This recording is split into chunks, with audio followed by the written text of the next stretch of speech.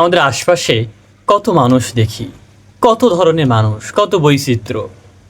আসলে এই এক একটা মানুষ এক এক রকম, এক একটা মানুষের সাথে আরেক মানুষের মিল হয় না।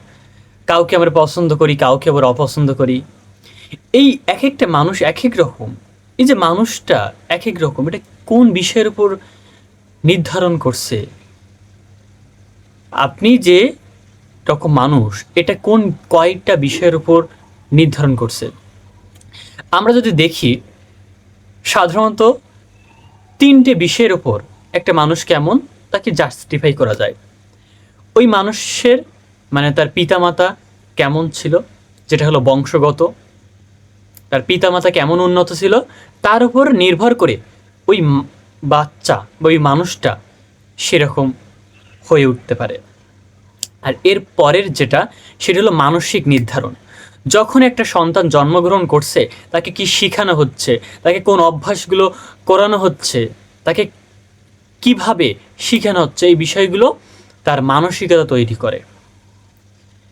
হ্যাঁ, তাকে মূল্যবোধ শেখানো হচ্ছে কিভাবে, তাকে কোনো কিছু কিভাবে নিয়ন্ত্রণ করতে হবে, কিভাবে আচরণ করতে হবে, এইগুলো যে শেখানো হয় সেটা হলো তার মানসিকতা তৈরি করে। আর এর পরেরটা হলো পরিবেশ। পরিবেশ একটা মানুষ কেমন হবে এটা অনেক ডিপেন্ড করে। এক একটা পরিবেশের মানুষ এক এক রকম হয়ে থাকে। জাপানে একটা মানুষ যতটুকু শৃঙ্খলা পরায়ণ হয়, আমাদের বাংলাদেশে তার থেকে অনেক কম শৃঙ্খলা পরায়ণ হয়। তাহলে ওখানে একটা পরিবেশ, ওখানে একটা সিস্টেম, ওই সিস্টেমের জন্য ওইখানকার মানুষ বেশি শৃঙ্খলা পরায়ণ হচ্ছে, অথচ বাংলাদেশের মানুষ একই বয়সী মানুষ কম শৃঙ্খলা পরায়ণ হচ্ছে। এটা পরিবেশের জন্য।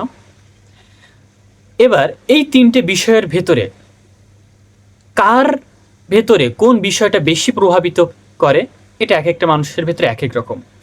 অনেকের ক্ষেত্রে তার ফ্যামিলি বা ওই যে মানসিকতা বেশি ডিপেন্ড করে, তার বেশি প্রায়োরিটি পায় তার লাইফে।